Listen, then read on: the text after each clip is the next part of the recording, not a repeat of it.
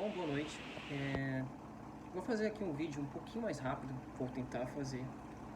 Eu sempre me alongo bastante quando vou falar alguma coisa. Sobre um trecho do livro A Vida Intelectual, do Padre Sete Langes, mais especificamente um trecho da página 135. Eu vou colocar aqui na edição pra gente ler junto. Que além de eu achar que resume bastante o que o livro se trata, a gente pode... Eu já disse isso algumas vezes para colegas próximos, pessoas que eu conheço, e eu mantenho essa posição de que você pode avaliar a qualidade de um livro, quanto trabalho se deu no processo de escrevê-lo, avaliando o quão condensadas são as frases. Porque esse trecho aqui do livro, ele tem, não sei, eles são 2 parágrafos, mas cada frase que você tira daqui, ele tem uma complexidade, uma riqueza de sentido, de inteligência, assim, grandiosíssimas, né? E eu vou tentar ler aqui vou tentar primeiro ler o trecho, naturalmente, e comentar sobre alguns aspectos, alguns pontos que eu achei interessante, que algumas reflexões que a gente possa fazer a respeito dessas frases, né, desses pensamentos do Padre Sete Langes. Então vamos lá,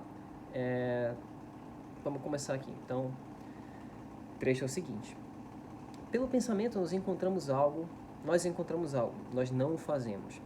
Recusar nossa submissão à verdade é não poder encontrá-la, e não nos submetermos com antecedência a esquivar-nos do encontro com ela. Cedendo diante do verdadeiro e verbalizando para nós mesmos da melhor maneira possível, mas sem cometer alteração criminosa, prestamos um culto ao Deus interior e o Deus universal. Prestamos um culto ao qual o Deus interior e o Deus universal responderão, revelando sua unidade e estabelecendo uma ligação com a nossa alma. Nisso, como em tudo, é a vontade pessoal que é a inimiga de Deus.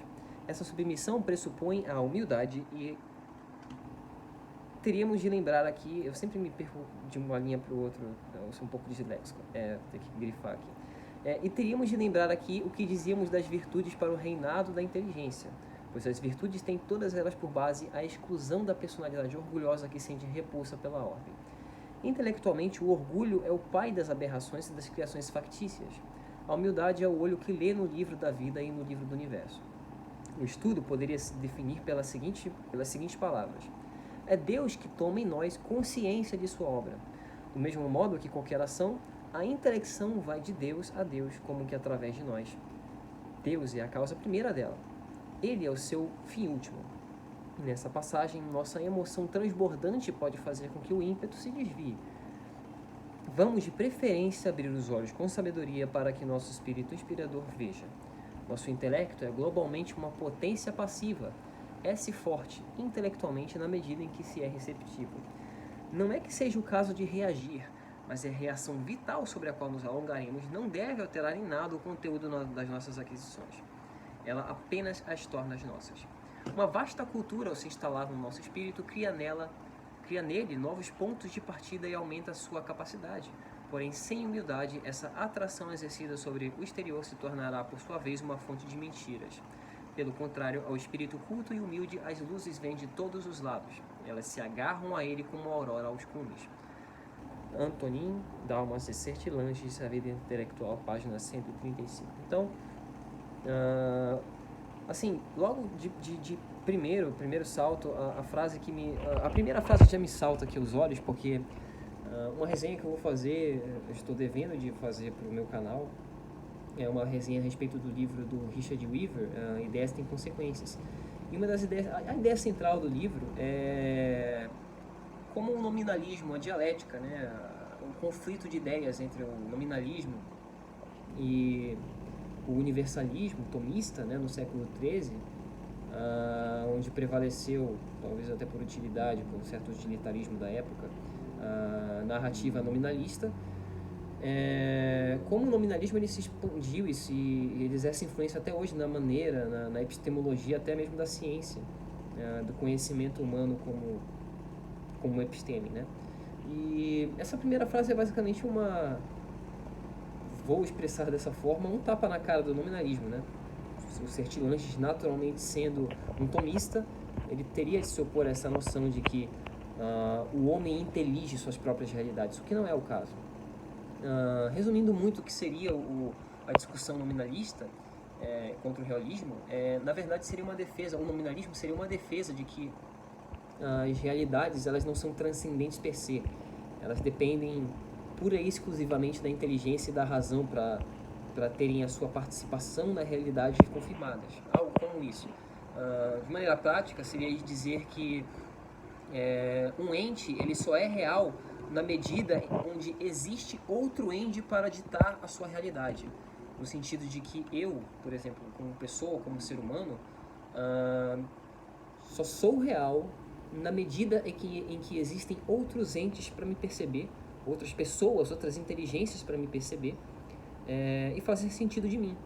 Então, nesse sentido, o que vale por última instância é o nominal, né? Trazendo para uma reflexão gramatical, seria o substantivo, o sujeito da frase, não o objeto. Por exemplo, um exemplo muito crasso seria, por exemplo, eu dizer que esse cubo aqui, ele não é uma realidade imanente, ele não existe de fato na realidade, ou se ele existe é irrelevante, porque na medida que eu interajo com ele por meio dos meus sentidos e eu intelijo com a minha inteligência, com a minha razão, com a amálgama, né, dos meus sentidos e da minha razão, das minhas faculdades mentais, da minha cognição, a sua existência está justificada dentro do meu intelecto. E a gente pode destrinchar isso para um consenso coletivo de nominais, né? Mas em última instância, dizendo a respeito da sua objetividade e a sua factualidade concreta no universo, o objeto não existe, o que existe são os nominais. E essa ideia aqui do Sertilanges, a primeira frase já é um tapa na cara dessa ideia de que, na verdade, ele afirma com todas as categorias, com todas as letras, de que não. Pelo pensamento nós encontramos algo. Se esse algo vai ser alterado pela nossa inteligência, se nós vamos inteligir esse algo de maneira concreta e 100% perfeita, o que não é o caso, não é a defesa dos universais, os realistas eles não defendem isso. A despeito disso, existem realidades transcendentes e emanentes que estão fora da nossa capacidade e só pelo fato de nós não podermos compreendê-las não significa que elas não existem. Por exemplo, a física quântica é um caso clássico disso, de que foge completamente da intuição natural humana, da intuição mecânica do ser humano, os fenômenos da física quântica, mas nem por isso eles deixam de ser reais, ou que suas realidades sequer vão ser compreendidas por nós em sua totalidade algum dia. Mas o universo é feito com essas leis, então a gente tem de se curvar perante a ela.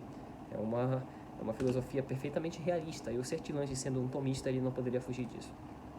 Outra frase que salta aos meus olhos aqui, e de novo, eu posso passar horas e horas aqui falando a respeito de cada frasezinha. Por exemplo, a frase que ele puxa aqui diante ceder diante do verdadeiro e verbalizando para nós mesmos da melhor forma possível, mas sem cometer uma alteração criminosa, também é, uma certa forma, um raciocínio nominal, um raciocínio de crítica ao nominal, né?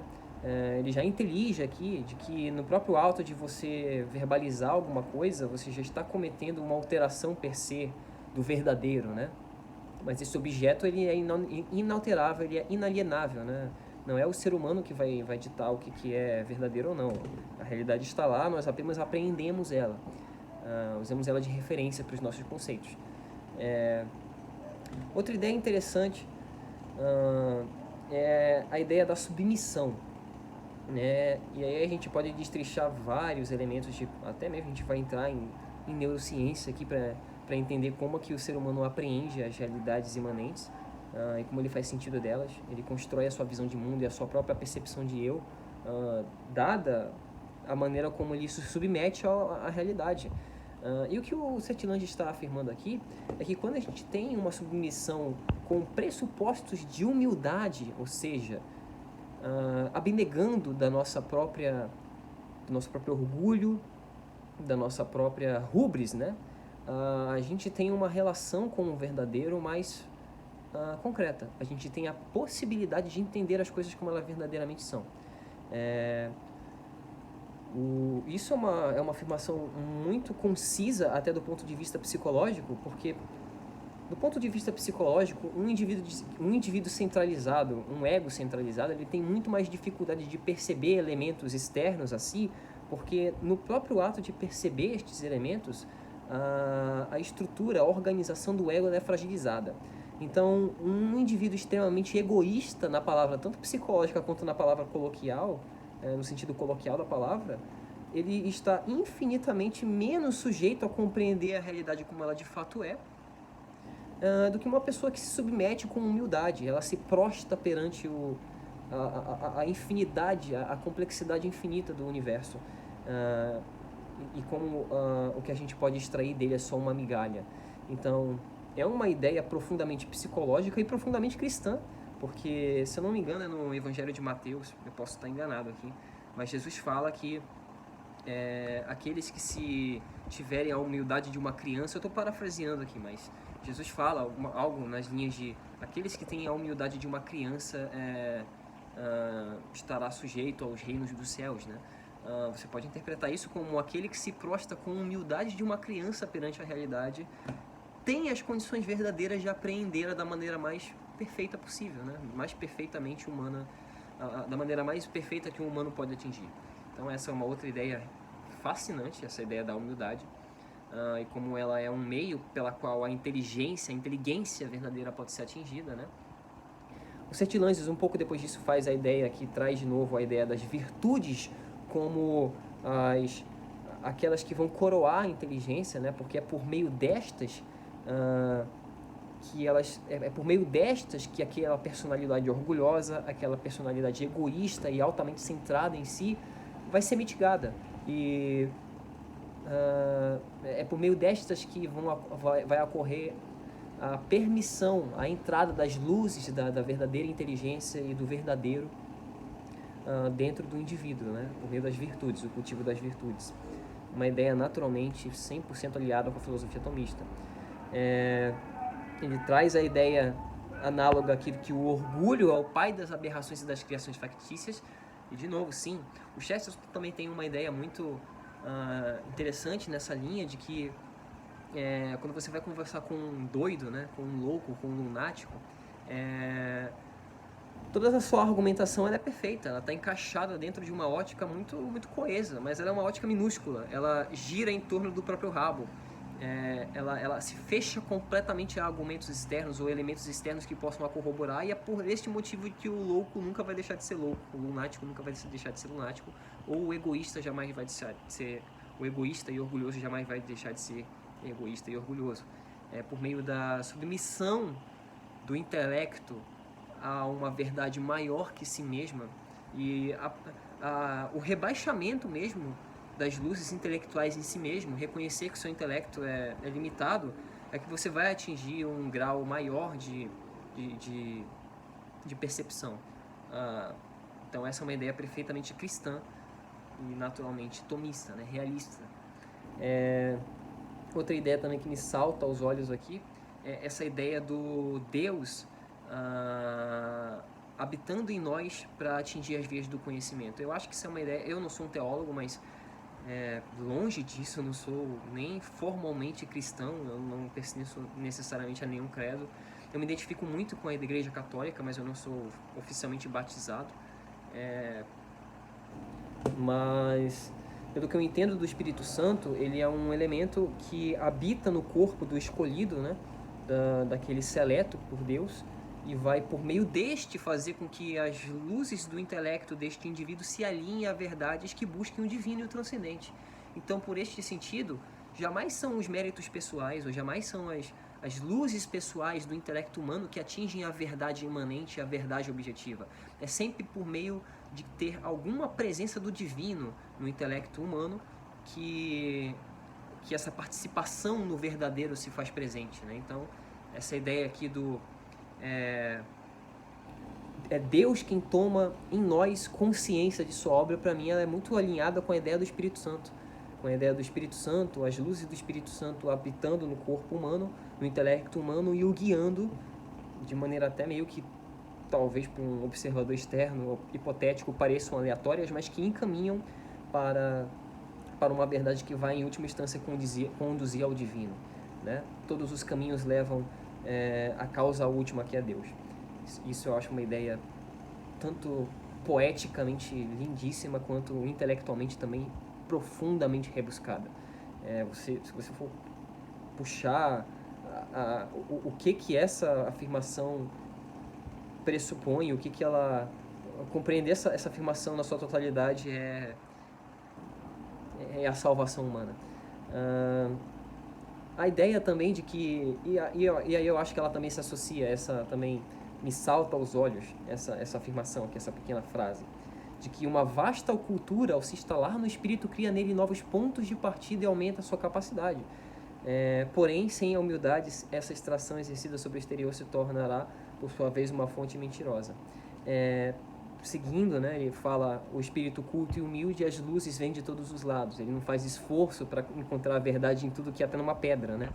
O verdadeiro sábio, ele encontra as verdades, ele encontra a realidade transcendental até mesmo no mais ignorante dos bêbados de esquina. Ele vai encontrar uma verdade transcendental. E essa ideia, ela também se faz presente, acho que também na psicologia, onde um indivíduo, quando ele vai abarcando, construindo o seu mapa mental, naturalmente as suas conexões neurológicas, então, o seu mapa neurológico vai crescendo, vai virando uma teia de ramificações infinitas. E naturalmente uma interligação, um pensamento, um raciocínio pode surgir da mais desconexa possível relação. Eu posso, por exemplo, estar olhando aqui, vamos pegar um exemplo clássico disso, o Newton, que era um gênio da matemática, da física, do pensamento mecânico. Ele inteligiu, ele teve as luzes do pensamento, e para pressupor a teoria da gravitação, da lei da gravitação universal, vendo uma maçã cair, supostamente. Um intelecto de uma cultura mais inferior não teria feito essa conexão, mas pelo cérebro do Newton muito possivelmente ter conexões neurológicas infinitamente mais complexas, por conta da vida de estudo que ele teve, né? O intelecto, ele é plástico em porcentagem, uma parcela da nossa inteligência, do nosso QI, da nossa cognição, ela é plástica, ou seja, ela pode ser alterada durante as nossas vidas, e ela é alterada com os nossos hábitos. Então, Newton, por ser um indivíduo que cultivava uma vida intelectual, uma vida de estudos muito robusta, era claro que ele ia extrair significado da realidade onde intelectos comuns não extrairiam. E aqui está de novo atrelada essa ideia da humildade. Se você não tiver a humildade governando, ou seja, se você não tiver uma virtude coroando este intelecto avantajado, essa cultura avantajada, o que vai sair daí são pensamentos infrutíferos e talvez até perigosos. A gente também tem muitos casos de pessoas que têm inteligências, têm um QI, têm uma capacidade cognitiva muito elevada, mas que, por não ter necessariamente uma virtude, não cultivar hábitos virtuosos na sua vida, acabam tendo, de novo, essa mesma vastidão, essa mesma rede neurológica de neural networks, né? Infinitamente complexos, mas também sujeitos a extrair sentidos e significados negativos. Daí, quantos casos a gente não sabe de pessoas, de gênios, que têm uma vida social debilitada por talvez pensar demais, ou de não se correlacionar com seus semelhantes, estar por deveras preso na sua própria cabeça, ou que tem algum tipo de patologia, uma doença mental, uma ansiedade, uma depressão. São casos inúmeros, né? Então, assim, o Vida Intelectual do Padre Sertilanges, ele é um livro... Você vai passar a vida inteira lendo esse livro e você vai tirar conteúdo. E para mim esse trecho aqui é o trecho mais belo e mais significativo do livro. É isso. Um vídeo relativamente curto para os vídeos que eu costumo produzir. Meio desorganizado, foi meio que assim, eu estava lendo o livro, relendo o livro, e deu uma vontade aqui, uma certa inspiração para fazer. Estou devendo uma resenha a respeito do livro Ideias Têm Consequências, do Richard Weaver, que é um livro também essencial para entender a crise a crise da cultura moderna, né? Entender as suas causas. E é isso, agradeço às poucas pessoas que eu sei que assistem os vídeos, não é qualquer pessoa que se interessa por isso. Eu faço isso muito mais também por um capricho pessoal de postar os meus pensamentos na internet. Talvez deixá-los para a posteridade ou para revisitá-los daqui a algum tempo e ver o quão errado eu estava. Já aconteceu comigo diversas vezes. E é isso, eu agradeço a presença e tchau, tchau, boa noite.